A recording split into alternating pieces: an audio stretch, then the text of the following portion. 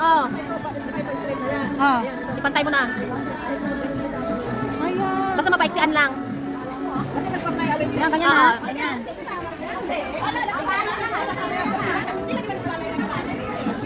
Ang hirap. Ano si ate? Para. Uy, saan ka na napunta?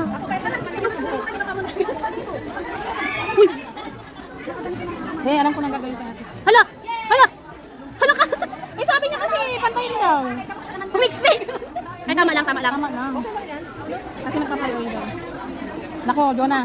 Magpuyod ka muna at matagal kong gagawin to kay ate. Bakit? Gagawin ko siya. Saan pa bayad ito? Manang ko, free of charge. Kaya mo, mananalo ko. O, di ba? Wow! Kailan? Sayang. Ano? Kasi ate? Oh, galing naman. Makamanumot ni ate Joy ganito. Hindi kasi ate, masyado mahaba siya. O, diba? Tama lang. Tama lang, malit lang yan ako. O, di ba? Marunong ka pa sa nangugot. Oo nga.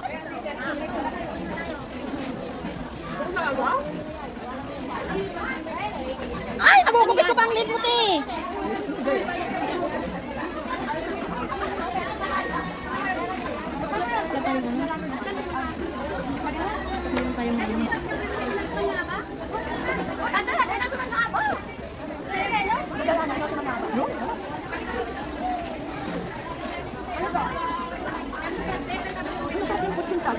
Binili ko doon sa amin. Basta kaya nga, yan ang binibili ko every Saturday pag nakakalabas ang mga diba? Kasi masarap magdali lang. Nakalmert yung pa niya. Oo. Kaya gusto ko kaya kasi isa lang din yung nagbibenta dyan doon sa shop ngayon. Buti na meron pa. 10 ang isang kwan. Isang tab. 10. Oo. Lima ka, isang pukat ang laman. Oh, barya? Oh, barya.